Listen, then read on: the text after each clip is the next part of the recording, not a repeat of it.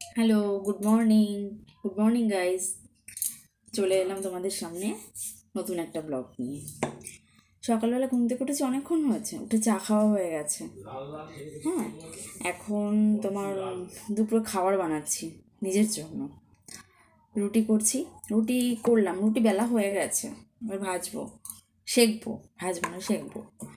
আর তরকারি বানিয়েছি, শাকের তরকারি বানিয়েছি, ভালো লাগে খেতে তরকারিটা আমার ঠান্ডার সময়। আর ফুলকপিটা না কাটছি, পুরোটা কাটা হয়নি এখনো, এটা ভাজবো। ফুলকপি ভাজা খেতে আমার খুব ভালো লাগে, তরকারির থেকে ভাজাটা আমি বেশি ভালো খাই, আর রুটি দিয়ে ভাজাটা বেশি ভালো লাগে খেতে। তারপর তোমরা কি রান্না করছো সবাই জানিও কমেন্ট করে। চলো রুটিটা শেখি। হ্যাঁ, দেরি হয়ে গেছে, শীতকালে তো উঠতে উঠতে দেরি হয়ে যায়। গ্যাসটা জ্বালিয়ে দিলাম, এবার রুটিটা সেঁকবো। রুটিগুলো সেঁকে নিই এবার। আর বাইরে ভাত খাওয়া যায় না, রুটি খেতে সুবিধা হয়, রুটিটাই বেস্ট অপশন।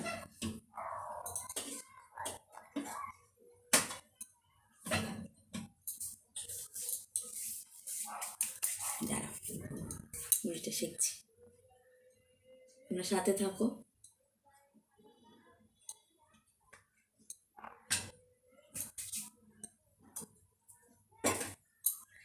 ফুলকপিটা, বাকি ফুলকপিটা একটু কেটে নিই। হ্যাঁ, এই যে ফুলকপিটা কাটি, বাকি ফুলকপিটা কাটতে হবে।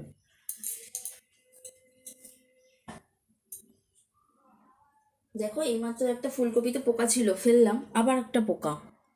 কি করি বলো তো?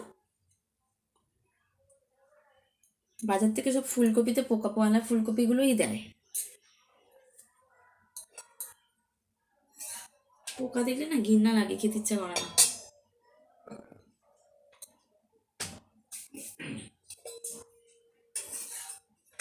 রুটি সেঁকছি, এই দেখো রুটি।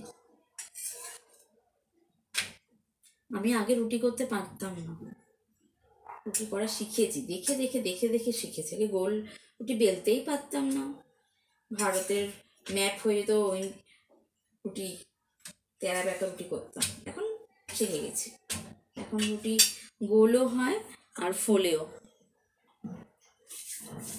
সাথে থাকো। হ্যাঁ, রুটি সেঁকছি।